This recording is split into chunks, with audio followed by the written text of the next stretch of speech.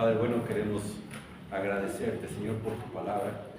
Agradecerte, Padre, por la bendición de podernos alimentar, Señor, a través de ella. Llenar, Señor, nuestro corazón, nuestro espíritu, para obedecer, Señor. Oramos, Espíritu Santo, para que nos guíes en el entendimiento de tu palabra. Que lo único que buscamos, Señor, es honrarte y glorificarte con nuestras vidas. Te lo pedimos, Señor, en nombre de Cristo Jesús. Amén. Yo no sé qué tan acostumbrado estés a la luz o no. Generalmente tenemos una dependencia a la luz terrible, terrible. ¿Qué pasa cuando tu celular se queda sin batería? Es una desesperación que no sabes qué hacer, no sabes dónde ponerlo. Más si andas en la calle y te quedaste sin batería, te ha pasado. Yo creo que a varios nos ha pasado y no sabemos qué hacer. O que se va la luz en la casa y todo depende de la luz. Hasta prender la estufa, para algunas estufas necesitan la luz para prenderla, ¿no?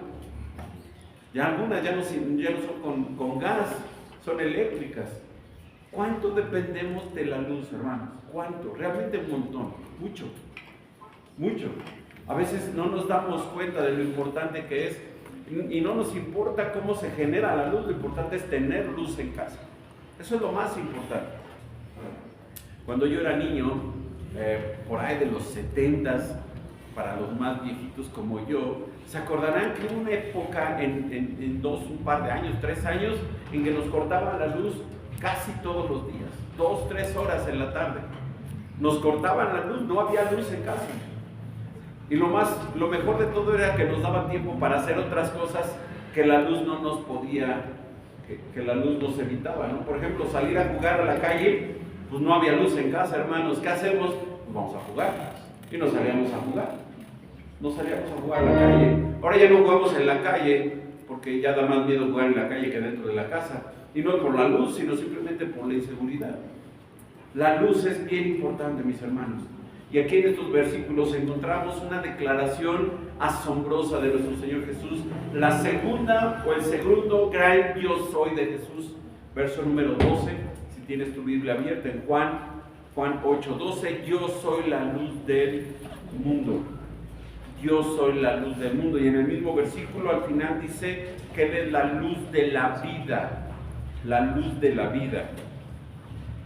Es muy importante entender este gran yo soy de Jesús y el contexto de la situación que estaba pasando nuestro Señor en este pasaje de Juan 8. Vimos la semana pasada que probablemente los primeros versículos de este capítulo no están bien ubicados en esta sección.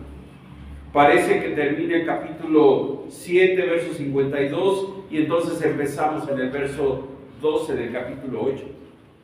Parece que esta sección de la mujer adúltera no está en el lugar correcto, pero ya lo estudiamos y lo vamos a dejar allí en este punto. Nuestro mundo es un mundo caído. Si estás de acuerdo conmigo, estamos viviendo tiempos peligrosos, dice Pablo. Es un mundo empañado por el pecado. Las personas que están perdidas a nuestro alrededor se afanan por tener una buena vida, por ser felices, por tener una vida plena, cosa que no encuentran en el mundo. Debido a su incredulidad espiritual, tropiezan cada vez más en el pecado. Y por mucho que se esfuerzan, están atrapados en el pecado. Están atrapados en el pecado. Dice Pablo, practican las obras infructuosas de las tinieblas.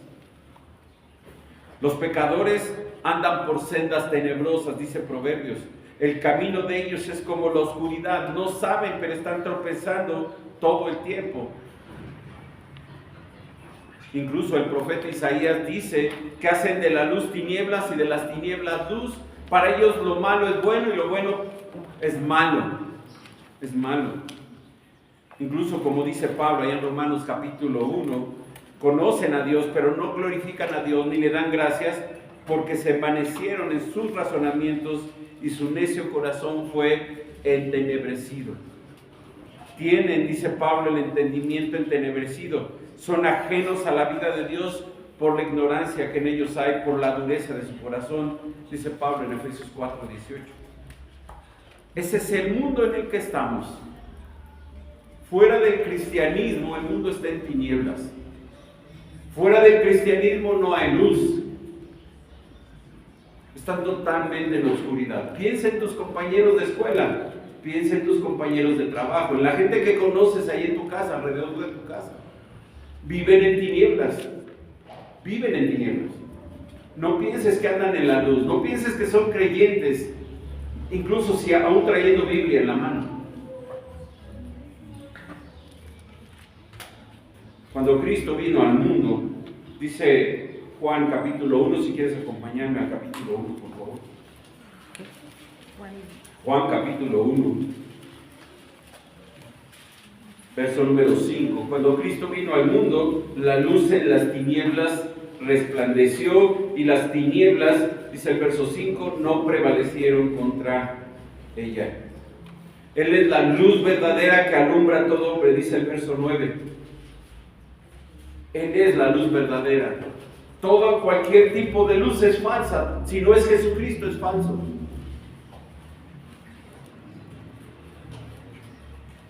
Cuando Cristo vino, el mundo estaba en tinieblas, dice Mateo, citando Isaías, dice Mateo 4:14, no lo busques, dijo: tierra de Zabulón, tierra de Neftalí, camino del mar, al otro lado del Jordán, Galilea de los gentiles, el pueblo asentado en tinieblas vio gran luz, los que moraban en tierra de sombra de muerte, luz resplandeció sobre ellos.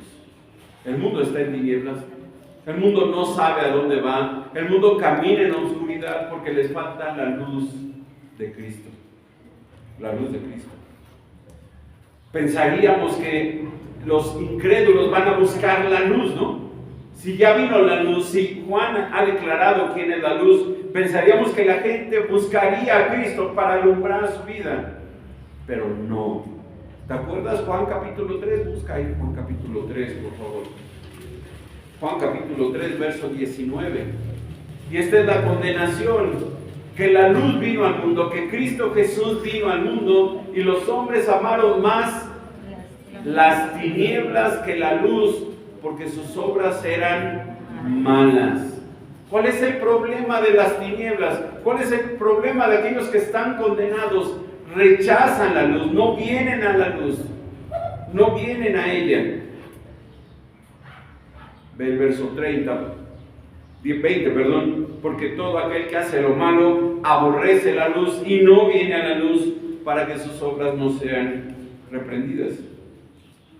Ellos aman su pecado que los lleva a la muerte espiritual y a la muerte eterna. No quieren ir a la luz, rechazan la luz de Cristo. Esto es lo lógico. Lo vimos cuando estudiamos este versículo. Lo normal de un incrédulo es que rechace la luz de Cristo. Odian a Cristo. No quieren venir a Cristo. No quieren. Yo creo que tú conoces mucha gente así, ¿no? Que tú le has hablado una vez y sí. Y te dicen que sí, pero no quieren escuchar. Y tal vez 2, 3, 4, 10, 20 veces su corazón está cerrado, están en tinieblas. Satanás los tiene enceguecidos y no vienen a la luz. Cuando vengan a la luz es porque Dios los va a arrastrar. Ellos no van a venir por su propia voluntad. Dios tiene que arrastrarlos. Lo vimos ahí en el capítulo 6. Busca Juan capítulo 6, verso 44. Ninguno puede venir a mí si el Padre que me envió no le trajera. Ninguno. Es el Padre quien tiene que arrastrar a los pies de Cristo. Es el Padre que tiene que quitar su ceguera. Es el Padre que tiene que abrir su entendimiento y vean la luz de Cristo. Por sí mismos ellos no pueden hacerlo. No pueden hacerlo. Por eso Pablo, allá en Hechos 26, 18, si quieres buscarlo, es un solo versículo. Hechos 26, 18.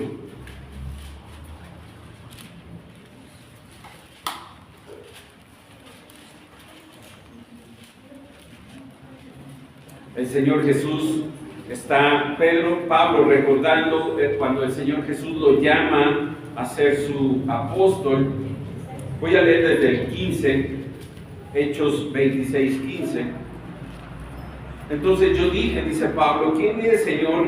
Y el Señor dijo, yo soy Jesús, a quien tú persigues, pero levántate y ponte sobre tus pies, porque para esto me he aparecido a ti, para ponerte por ministro y testigo de las cosas que has visto y de aquellas que me apareceré a ti, librando de tu pueblo y de los gentiles a quienes ahora te envío. Escucha, verso 18, para que abras sus ojos, para que se conviertan de las tinieblas a la luz y de la potestad de Satanás a Dios, para que reciban por la fe que es en mí perdón de pecados y herencia entre los santificados. Observa que compara las tinieblas con la potestad de Satanás y la luz con la potestad de Dios. ¿Cuál es el problema de los pecadores? Están dentro del poder de Satanás. Ellos no pueden salir de esa condición. Es Dios quien tiene que llamarlos de las tinieblas a su luz admirable. Si no, ellos no quieren y no pueden. Y por más que quieran, no pueden. No pueden. Entonces acá en Juan 8, que es el pasaje que vamos a estudiar, Jesús se presenta en el templo de Jerusalén y a gran voz dice, yo soy la luz del mundo. El que me sigue no andará en tinieblas, sino que tendrá la luz de la vida. Él es la luz del mundo. No hay dos luces, hay una luz. Él es la luz del mundo. Cristo es la luz del mundo. Pero vamos a empezar entendiendo dónde sucedió esto, el contexto de este lugar. Observa el verso 20. Observa el verso 20. Y luego vamos a regresar al 12. Estas palabras, dice Juan, habló Jesús en el lugar de las ofrendas, enseñando en el templo, y nadie le prendió porque aún no había llegado su hora. El escenario de esta exposición, de estas palabras del Señor y esta discusión que tiene con los judíos, es el lugar donde se hacían las ofrendas, en el templo. Este lugar era el atrio de las mujeres. El atrio de las mujeres. Este era el segundo atrio. El último atrio era el atrio de los gentiles.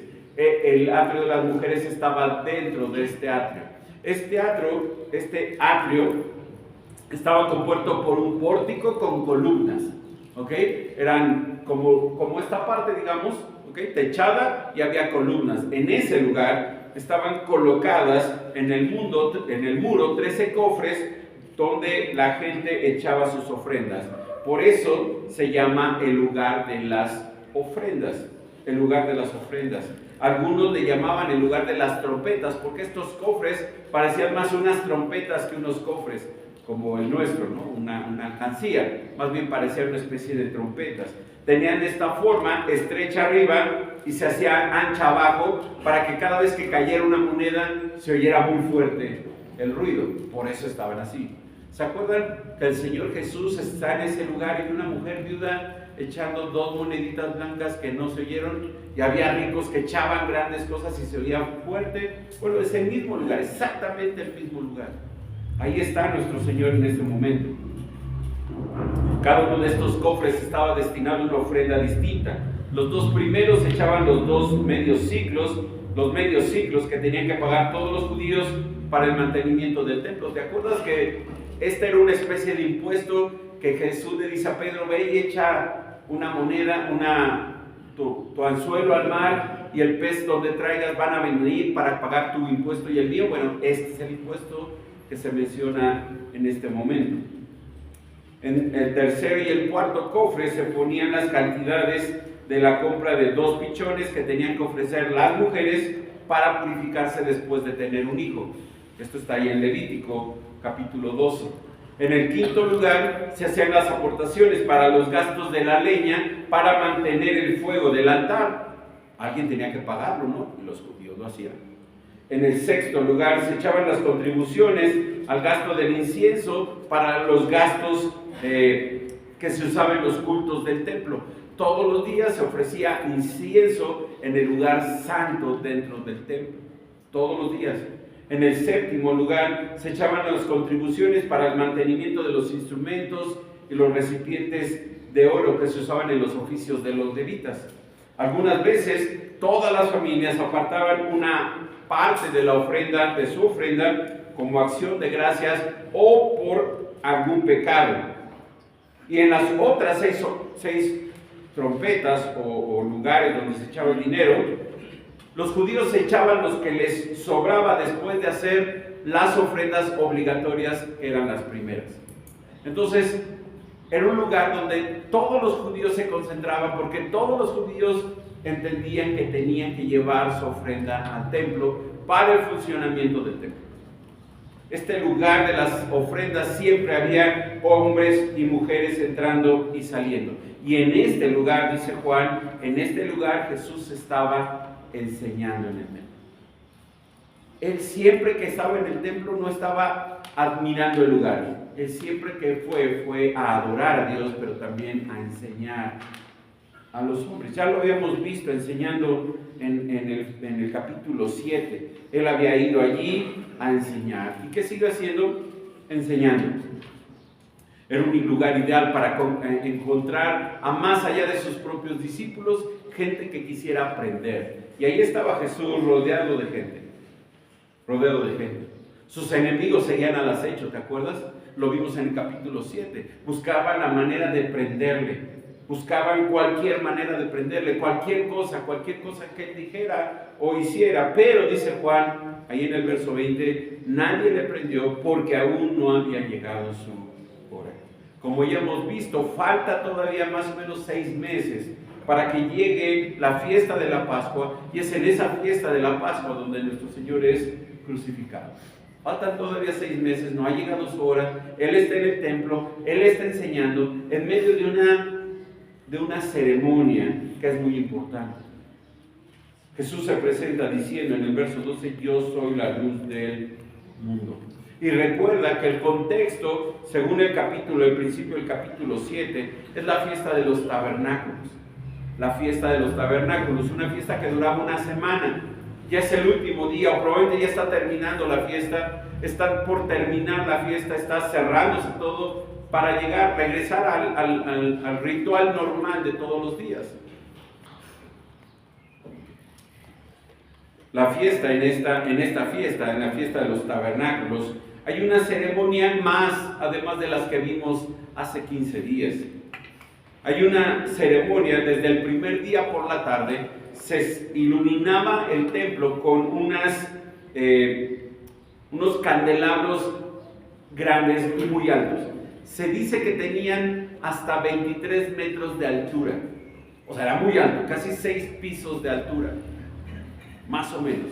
Y dicen que los jóvenes se subían para echarle todo lo necesario para que estas lámparas estuvieran iluminadas durante todo el tiempo que la fiesta duraba. ¿Por qué? Porque esta fiesta recordaba a los judíos los 40 años que ellos habían estado en el desierto, y por eso toda esa semana lo celebraban en tabernáculos, en tiendas de campaña para nosotros.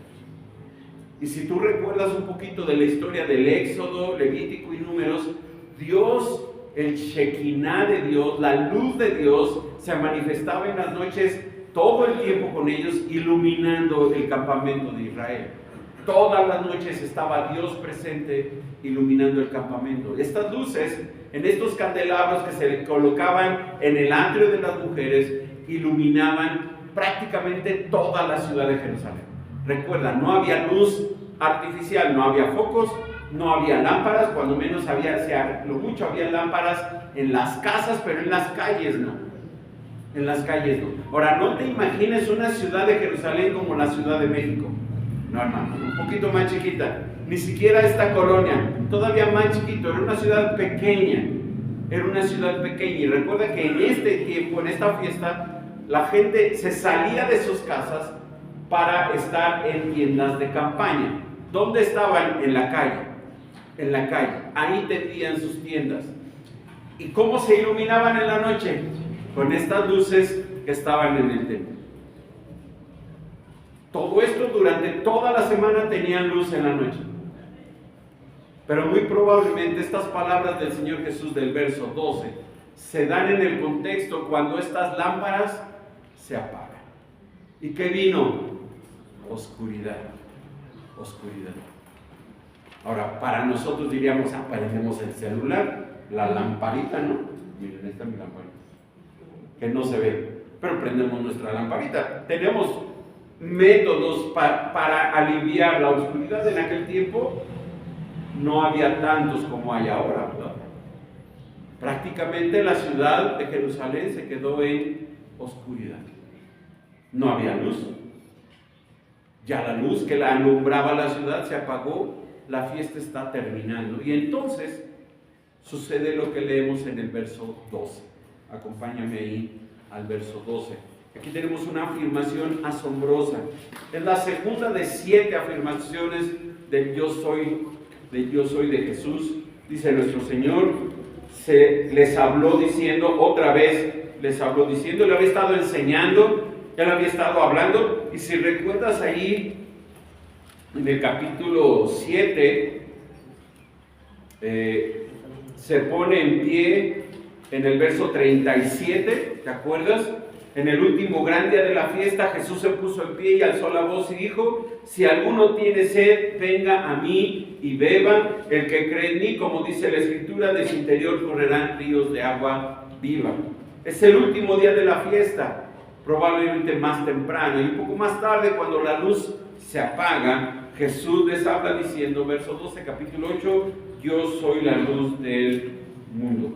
Esta es la segunda declaración de Jesús, el gran yo soy. El gran yo soy. Y estas palabras para nosotros no significan mucho, ¿verdad? Yo soy. Bueno, pues tú eres. Pero estas palabras al pueblo de Israel, a los judíos, les recordaban las palabras de Dios a Moisés allá en el Sinaí, cuando se aparece en una zarza y le dice, ¿tú quién eres? ¿Quién le voy a decir que eres tú? Tú le dirás, yo soy el que soy. Yo soy el que soy. Yo soy el Dios eterno. Yo soy el Dios eterno. No hay otro como yo. Y entonces yo soy, cuando Jesús dice yo soy, de inmediato un judío pensaba en quién, en Dios, en Jehová. En Jehová. Ellos no tenían duda de que Jesús se hacía pasar como quién, como Dios. Ya lo habíamos visto más atrás y lo vamos a ver todavía más adelante, capítulo 8, capítulo 9, capítulo 12, etc. Los siguen juzgando porque Él dice ser Dios y no está mintiendo. Él no está mintiendo. Yo soy la luz del mundo, dice el Señor. Jesús es la luz porque lo vimos ahí en el capítulo 1, cuando Él vino la luz a este mundo. ¿Y qué hizo la luz? Iluminar un mundo en tinieblas, un mundo en necesidad. Un mundo en necesidad. Es luz por cuanto en Él está la plenitud de la deidad, dice Pablo en Colosenses 2:9. Cuando Jesús dice ser la luz del mundo, claramente está afirmando que Él es Dios, que Él es el Mesías de Israel enviado por Dios como luz a las naciones. Él es Dios, Él es el Mesías.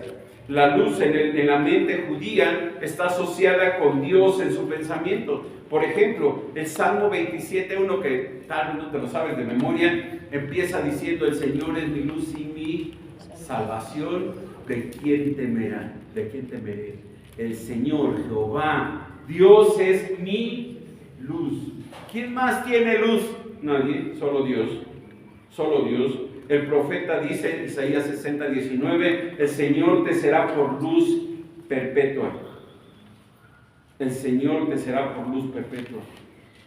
Miqueas 7:8 dice, aunque more en tinieblas, el Señor será mi luz. Mi luz. Los rabinos judíos afirmaban que uno de los nombres del Mesías esperado era luz. Era luz. Solo Jesucristo trae la salvación del mundo a un mundo caído, maldito por el pecado. Él es la luz de verdad para liberar a la oscuridad de las tinieblas. Él es la luz de la sabiduría para la oscuridad de la ignorancia. Él es la luz de la santidad para la oscuridad del pecado. Esta analogía de que Él es la luz es igual de importante en la fiesta de los tabernáculos que la que dijo que Él es el agua viva. Su luz era tan brillante, dice un comentarista, que una fuente judía antigua declaró: no hay un patio en Jerusalén que no refleje su luz. Su luz. Esa luz de Dios que disipa las tinieblas vino a este mundo. Vino a este mundo. El mundo está en oscuridad, el mundo está en tinieblas.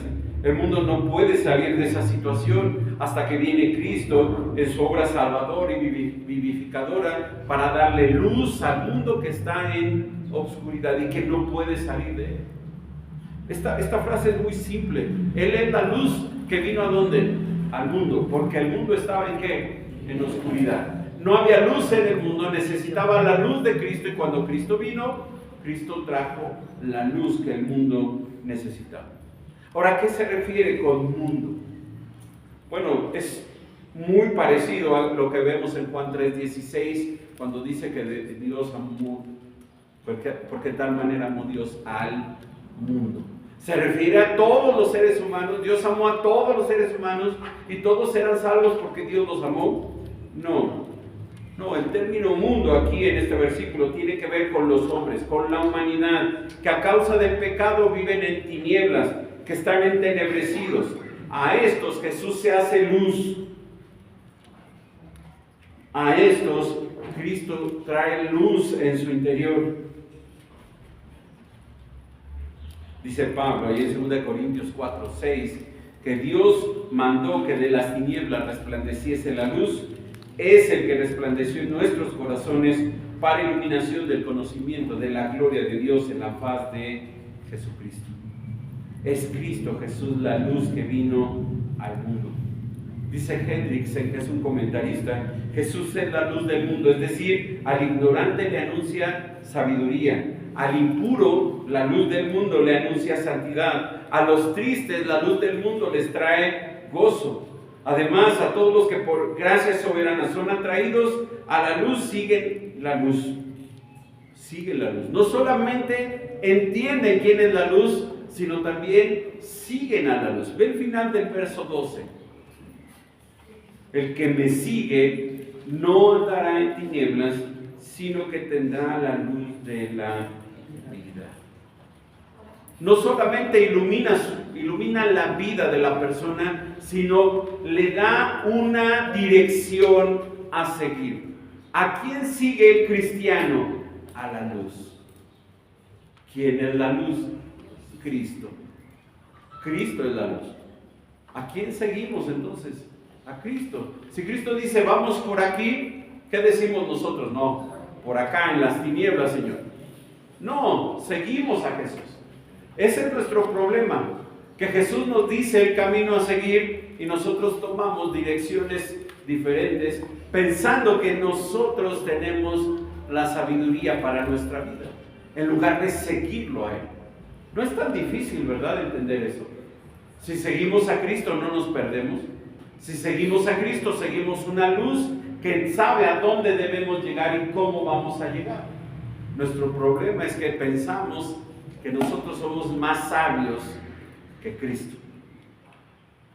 Y pensamos que podemos agarrar un atajo para llegar al lugar donde queremos estar. No es así. El que me sigue, dice el Señor, no andará en tinieblas. Jesús es una luz que no se apaga. Jesús es una luz para ser seguida.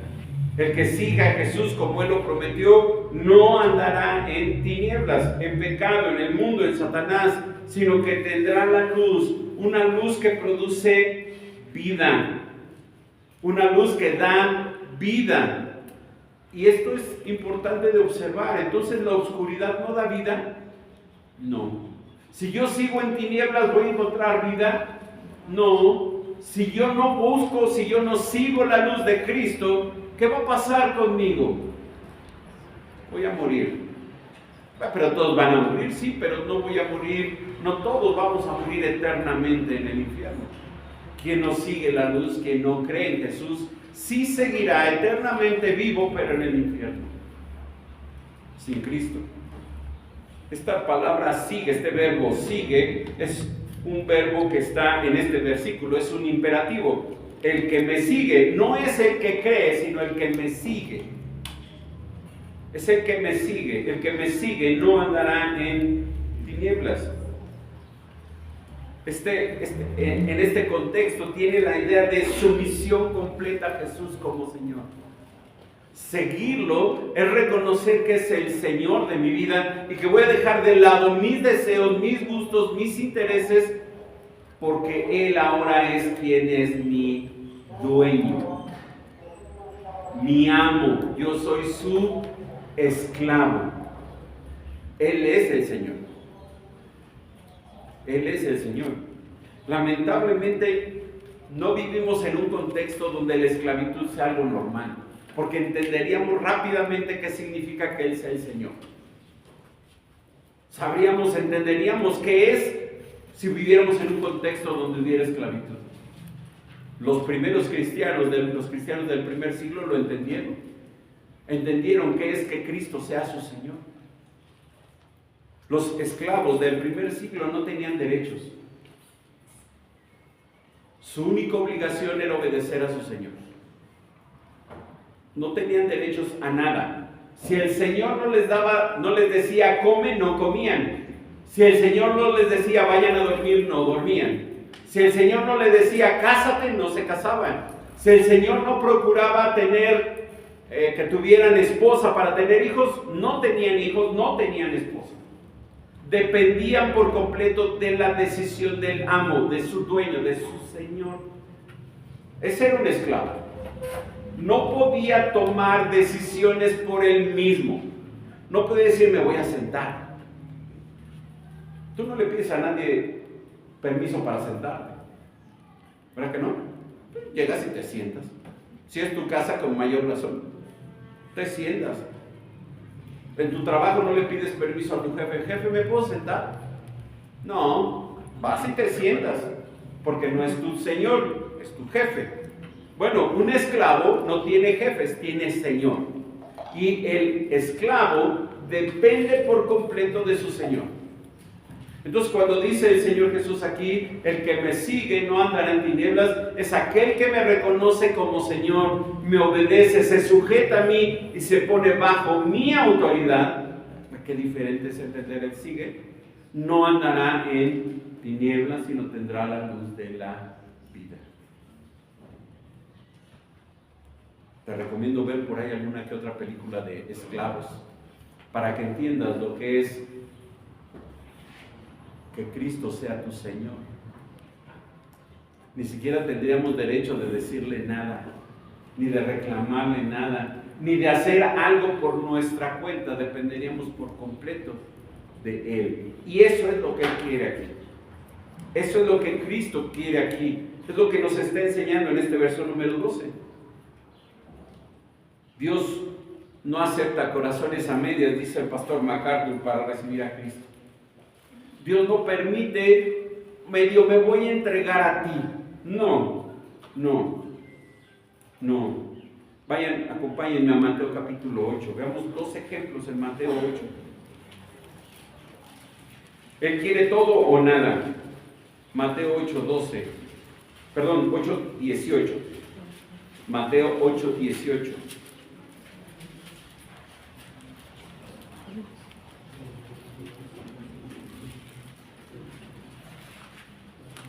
Dice Mateo, viéndose Jesús rodeado de mucha gente, mandó pasar al otro lado del mar. Y vino un escriba y le dijo, maestro, te seguiré, ahí está la palabra, te seguiré a donde quiera que vayas. Y Jesús le dijo, las zorras tienen guaridas y las aves de los cielos nidos, mas el Hijo del Hombre no tiene donde recostar su cabeza. ¿Qué crees que hizo el escriba? ¿Lo siguió? No, yo creo que dijo, ¿cómo? ¿Mi almohada vamos a tener? No, yo necesito ciertos lujos, ¿no? Ya, olvídate de una cama, pero cuando menos una almohada. ¿Cómo que ni almohada? Sigue otro, verso 21, otro de sus discípulos le dijo, Señor, permíteme que vaya primero y entierre a mi padre. Jesús le dijo, sígueme, deja que los muertos entierren a sus muertos. Y aquí la idea no es que tenía muertos y iba a enterrarlos, sino deja que se mueran. Todavía están vivos, pero cuando se mueran mis papás, yo te sigo, Señor. ¿Cuándo hay que seguir a Cristo? Ya. Hoy es el momento. Porque si esperamos a que se mueran mis padres, no, pues tal vez están jóvenes, ¿no? Tienen 40 años mis papás, pero cuando ellos se mueran, yo te sigo, Señor, y voy a ser fiel a ti. No. ¿Qué le dijo el Señor? Déjalos. Deja que los muertos entierren a sus muertos. Tú sígueme. ¿Qué creen que hizo este hombre? ¿Siguió a Jesús? No. Cualquier pretexto es bueno para no seguir a Jesús. Tenemos un ejemplo positivo. Ahí también en Mateo aparece un hombre que conoceremos en el capítulo 4.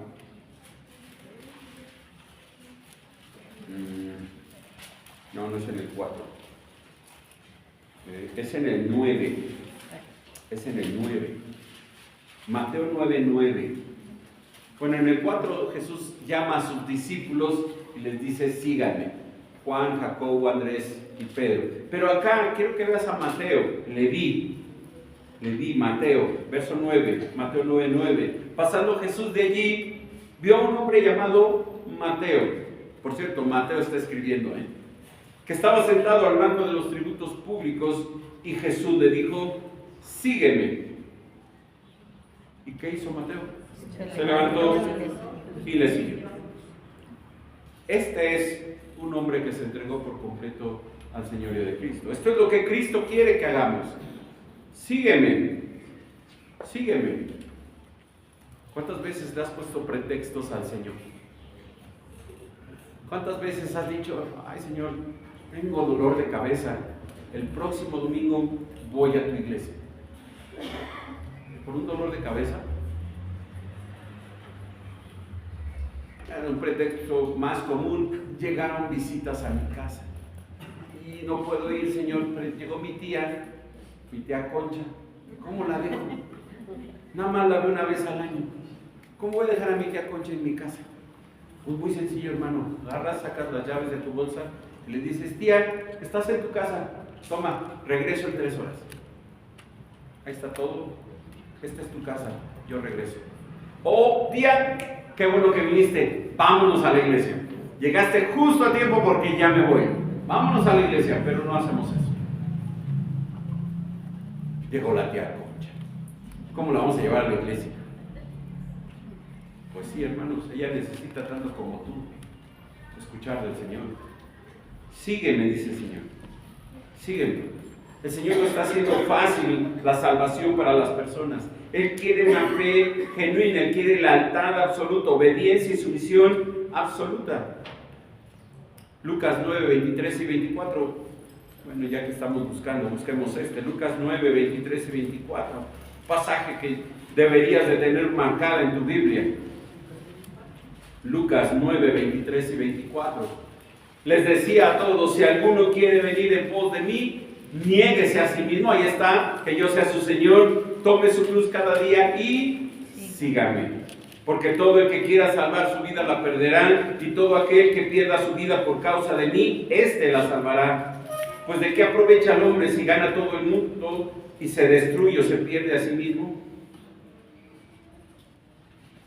Porque el que se avergonzare de mí y de mis palabras, de éste se avergonzará el Hijo del Hombre cuando venga en su gloria y en la del Padre y de los santos ángeles. ¿Quieres salvar tu vida? Sigue a Cristo. Si no, ¿sabes qué va a pasar? La vas a perder. La vas a perder. Si alguno quiere venir en pos de mí, dice el Señor, niéguese a sí mismo, tome su cruz cada día y sígame. Este es el compromiso que Cristo quiere. Un comentarista dice, seguir a Cristo no es difícil, como lo ilustra caminar en la luz. Es mucho más fácil seguir a Cristo que andar dando tumbos en la oscuridad. Y es cierto.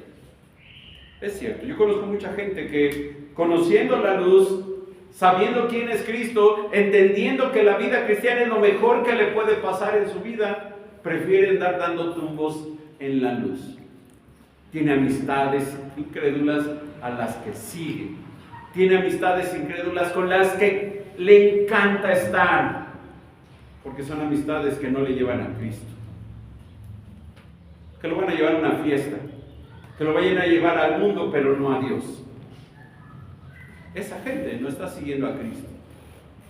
Esa gente está pensando que con eso obtiene vida, pero lo que va a obtener, ¿qué es? Muerte. Muerte. Vive en la oscuridad, en tinieblas, sin la luz de Cristo. Ya vimos la afirmación de Cristo, verso 12, yo soy la luz del mundo. Sin embargo, la gente a su alrededor no le creyó. Esto es impresionante, hermanos. Están viendo al Mesías, a Dios mismo frente a ellos, haciendo una declaración asombrosa, invitándolos a creer en Él, a seguirle, a tomarle como Señor en sus vidas. Y ellos, en lugar de creer, lo acusan. Lo acusan. Vean la acusación, verso 13. Regresamos a Juan 8:13. Entonces, ¿quiénes estaban ahí? Los fariseos, hermanos. Estos que eran enemigos declarados del Señor, y le dicen: tú das testimonio acerca de ti mismo, por lo tanto, tu testimonio no es verdadero. Una palabra que aparece a partir del verso 13 en adelante 8 veces, ya no me acuerdo cuántas conté, es la palabra testimonio. Es la palabra testimonio. Las palabras de Jesús los impactaron de tal manera que ellos buscaron una manera de acusarlo, una manera de negar lo que Jesús acababa de decir. Probablemente se acordaron de las palabras que Jesús ya les había dicho allí en el capítulo 5, verso 31, cuando Jesús les dice: si yo doy testimonio acerca de mí mismo, mi testimonio no es verdadero, y luego les habla de sus testigos. Pero ellos están usando probablemente estas palabras de Jesús de forma burlona. No están reconociendo la afirmación de Cristo, simplemente están buscando desacreditarla ante la gente que lo escucha. De acuerdo con la ley en el Antiguo Testamento, en un asunto legal, en particular en un asunto de asesinato o en un pecado grave, debía de ser aclarada la acusación contra alguien con 2 o más testigos. Por ejemplo, Números 35:30 dice: un solo testigo no hará fe contra una persona para que muera. No es suficiente un solo testimonio, se requieren más de uno. Deuteronomio 17:6 dice: por dicho de 2 o 3 testigos morirá el que hubiere de morir, no morirá por el dicho de un solo testigo, que se requieren más de un testigo. Deuteronomio 19:15 dice exactamente lo mismo. Y como era algo normal en los fariseos rehusaron considerar que la afirmación de Jesús es verdadera. Rehusaron reconocerle como la luz del mundo. Y entonces dicen: bueno, tú estás diciéndolo, pero solo lo dices tú. Nadie más lo dice. Por lo tanto, tu testimonio no es verdadero. Lo que estás diciendo es una mentira. Tú no eres la luz del mundo. Dinos quién más lo dice. Esa es la idea que ellos tienen aquí. Es la idea que ellos tienen aquí. Jesús ya les había dicho, lo vimos en el capítulo 5, que hay más testigos de que Él es el Mesías. ¿Se acuerdan? Habló de Juan el Bautista, habló del Padre, habló de las Escrituras como testigos de Él. Incluso más adelante veremos que la mujer samaritana fue testigo de Él. Marta fue testigo ahí en el capítulo 11. Los 12 fueron testigos de Él. La resurrección de Lázaro, todos los que estuvieron ahí fueron testigos de que Él es el Mesías. Pero ellos están diciéndole: tu dicho es mentiroso. Tú no eres el Mesías. Tú no eres la luz del mundo. Esta respuesta de los fariseos es necia, es ciega, está llena de incredulidad. Y por mucho que Cristo quiera decirles, su incredulidad los tiene ciegos. Su incredulidad los tiene ciegos. Jesús hizo milagros, Jesús hizo señales, Jesús les habló, Jesús les dijo la verdad y ellos estaban negando todo porque eran incrédulos. Se negaron a creer en él. Jesús pudo haberles presentado muchos testigos. ¿Y sabes qué hubieran dicho ellos? No te creemos, no eres lo que dices ser. No eres lo que dices ser. Ellos están llenos de incredulidad. El Antiguo Testamento define la incredulidad como un estado activo de la voluntad. Hay un deseo de ellos por seguir en incredulidad y no quieren cambiar de ella. No quieren cambiar de ella. Son, dice el Antiguo Testamento, duros de cerviz. Son como un buey que se niega a someterse al yugo de su dueño. Así son los incrédulos. Y por mucho que Jesús les hubiera dado pruebas y pruebas y pruebas, que lo ha hecho y que lo va a seguir haciendo en el Evangelio de Juan, ¿qué pasa con ellos? No creen, siguen en incredulidad. Siguen en incredulidad. Y la incredulidad se asocia con la desobediencia. Obviamente no lo van a seguir. Si no creen que Él es la luz, ¿lo van a seguir? No lo van a seguir. No lo van a hacer. Y por último, veamos la autoridad del Señor, versos 14 al 19. Brevemente, porque realmente el Señor ha sido muy claro a lo que ha dicho. Y ahora les vuelve a hablar a ellos. Verso 14, y les dijo: aunque yo doy testimonio acerca de mí mismo, mi testimonio es verdadero, porque sé de dónde he venido y a dónde voy, pero vosotros no sabéis de dónde vengo ni a dónde voy. En otras palabras, Jesús es testigo de Dios porque ha venido para revelar al Padre, porque ha venido para mostrar al Padre. Mi testimonio, dice él, es verdadero. No, nadie lo puede corroborar, pero yo sé de dónde vengo y a dónde voy. Ustedes no saben ni de dónde vengo ni a dónde voy. Obviamente está declarando aquí su divinidad. Él sabe que no nació en Belén, él ya era el Dios eterno que se encarnó y nació en Belén. Él lo sabe y él lo ha declarado. Él tiene un origen y destinos divinos, cosa que los fariseos ignoraban. Yo sé de dónde he venido y a dónde voy, pero ustedes no saben de dónde vengo ni a dónde voy. Allí en el capítulo 16, verso 28, Jesús les dijo: salí del Padre y he venido al mundo, y otra vez dejo al mundo y voy al Padre. Pero ellos ignoraban esta verdad y la van a seguir ignorando por su incredulidad. Su conocimiento, su omnisciencia divina confirmaba plenamente quién era Él. ¿Quién es Cristo? Dios. Él sabía de dónde viene y a dónde iba.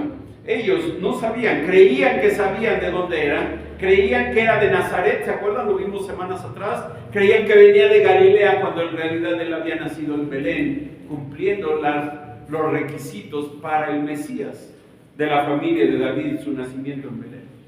Verso 15, ustedes juzgan según la carne, yo no juzgo a nadie. Ustedes juzgan de acuerdo a las normas de la tierra, como hombres pecadores en un mundo caído. No entienden lo que yo soy, porque no pueden juzgarme porque tienen un origen terrenal y yo tengo un origen celestial, les está diciendo. Juzgaban por las apariencias. Juzgaban al hombre, pero no veían a Dios. Ignoraban a Dios. No querían creer que Él era Dios. Para ellos, Cristo era meramente alguien que hacía cosas buenas, que se hacía pasar por un profeta, por un maestro, e incluso le van a acusar por la blasfemia, por hacerse Dios. Y lo vamos a ver más adelante. Para ellos, Cristo fue un tropezadero, dice Pablo. Ellos tropezaron en la piedra, dice Pedro, y su ignorancia los llevó a alejarse de Él, a rechazar. Verso 16, y aquí está una segunda razón: y si yo juzgo, mi juicio es verdadero, porque no soy yo solo, sino yo y el que me envió el Padre. En otras palabras, yo tengo el respaldo de mi Padre. Yo tengo derecho a juzgar, mi juicio es verdadero, contrario al suyo, que es carnal. Mi juicio es verdadero, porque no soy yo, sino el Padre es quien me da el derecho a juzgar. A juzgar. Ellos juzgaban por las apariencias, pero Él no lo hacía de esa manera. Él no lo hace de esa manera. Él tenía la misma naturaleza del Dios vivo y verdadero. Verso 17 y verso 18 tenemos una tercera razón: y en vuestra ley está escrito que el testimonio de dos hombres es verdadero. Escucha, yo soy el que doy testimonio de mí mismo, y el Padre que me envió da testimonio de mí. No solo Él daba su propio testimonio, sino el Padre era su testigo más importante. Cuando el Padre dio testimonio del Hijo, en dos ocasiones en su ministerio. El primero al inicio, en el bautismo con Juan el Bautista. Está en el Jordán, lo acaban de bautizar, ¿se acuerdan? Ven descender al Espíritu Santo como paloma, no era una paloma, como paloma. Se abre el cielo, se oye una voz en el cielo que dice: este es mi Hijo amado, en quien tengo complacencia. Ahí lo escucharon. Los apóstoles lo escucharon, los discípulos de Juan lo escucharon, Juan el Bautista lo escuchó, Cristo mismo lo escuchó. Hubo un testigo, ¿no? La segunda vez en el monte de la transfiguración. Está en el monte de la transfiguración, sube con Juan, Jacobo y Pedro. Están ahí, de repente el Señor resplandece, su ropa se hace blanca, su rostro se pone como el sol. Aparecen junto a él, inclinados de rodillas delante de su Creador, Moisés y Elías, hablando con el Señor, hablando de lo que va a suceder en el futuro. Y se oye una voz del cielo que dice: este es mi Hijo amado, a Él oíd. Este es mi Hijo amado. ¿Quieres un testigo más grande que Dios? No lo hay. No lo hay. Dios es testigo. Y si Dios es testigo de Cristo, las palabras de Cristo son verdad. Por lo tanto, Cristo es la luz del mundo. Y no hay otra luz excepto Cristo. Pero ellos no se quedan callados, hermanos. Son unos necios, como muchos de nosotros. Verso 19, ellos le dijeron: ¿dónde está tu Padre? Esta expresión es, de cierta manera, es un juicio contra Cristo. Es un juicio contra Él.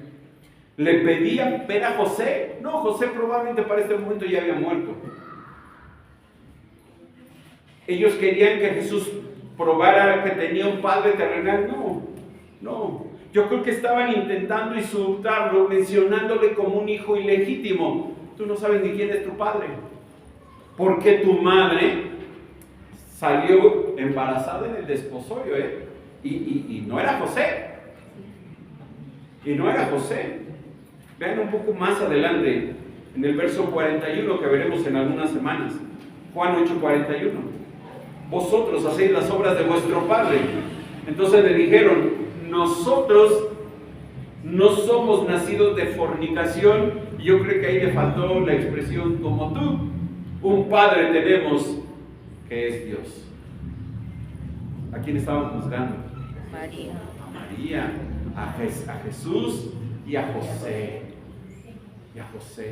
Este era el corazón de estos hombres, hermanos. Era un corazón lleno de tinieblas, obscurecido por su pecado, incapaz de ver la luz de Cristo, y simplemente señalándole y acusándolo. En lugar de escuchar que Él es la luz del mundo, ¿qué escucharon ellos? Cerraron su entendimiento y dijeron: no, tú ni padre tienes. ¿Cómo tu padre da testimonio de ti? Tú eres un hijo ilegítimo, un hijo nacido en pecado. Lo rechazaron. Jesús les responde: esto es duro, hermanos. Ni a mí me conocéis, ni a mi Padre. Si a mí me conocieseis, también a mi Padre conoceréis. Qué duras palabras. Qué duras palabras. No lo conocen a Él. Él está frente a ellos y dice, ustedes no me conocen. No saben quién soy yo. No me quieren reconocer como la luz del mundo. Pero si a mí me conocieseis, podrías conocer a mi Padre. Y al rechazar al Hijo, ¿a quién está rechazando? Al Padre. Lo dice el Señor más adelante, ahí en el capítulo 14 de Juan, y con eso terminamos, hermanos. Juan capítulo 14. Si me acompañan, por favor. Juan capítulo 14.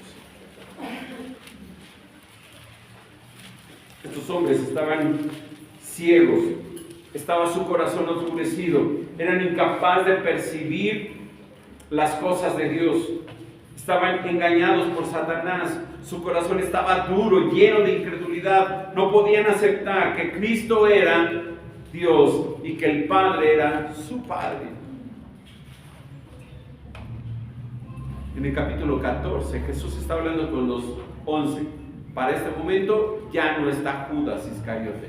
Están solo los 11 con él. Están tristes porque Él les dijo que se tiene que ir. Y les dice, no se turbe vuestro corazón, creéis en Dios, creed también en mí. En la casa de mi Padre muchas moradas hay. Si así no fuera, yo os hubiera dicho, voy pues a preparar lugar para vosotros.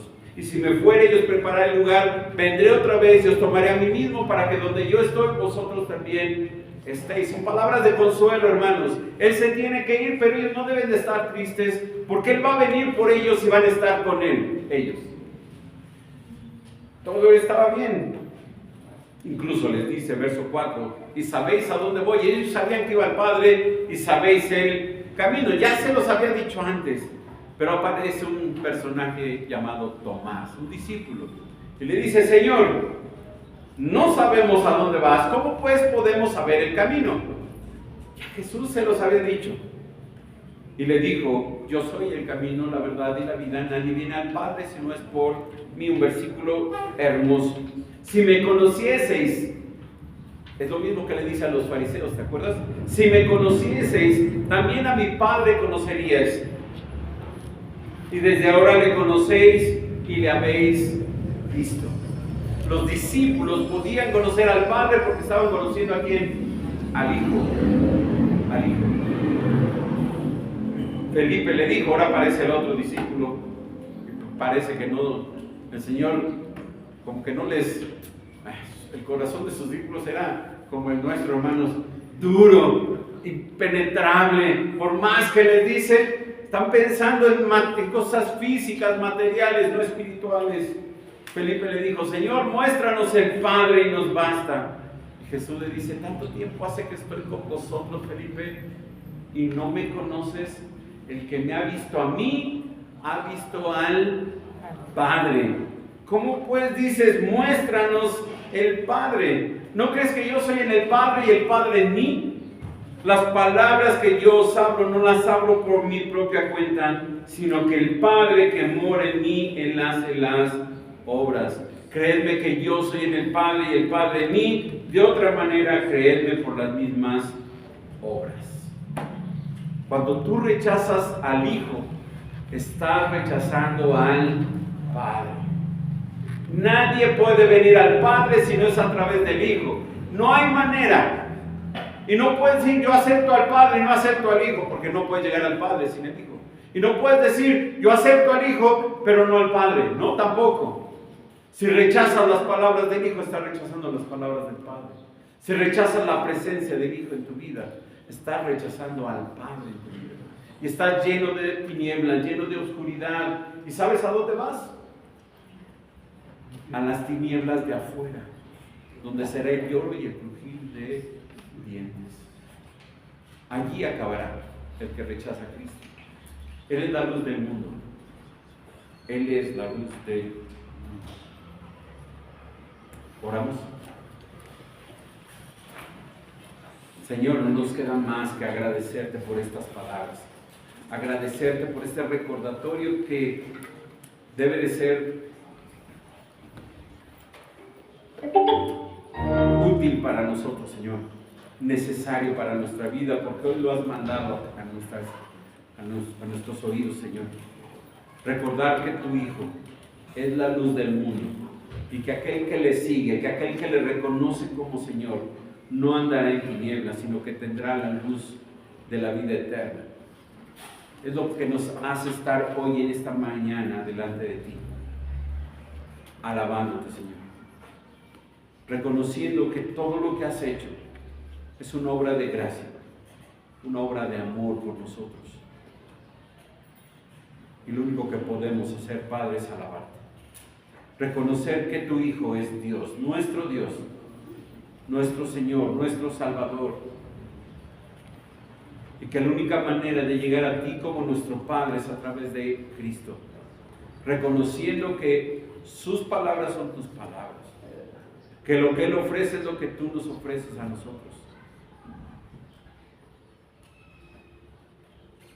Padre, ayúdanos a seguirle, a obedecerle, a ponerle como Señor de nuestras vidas,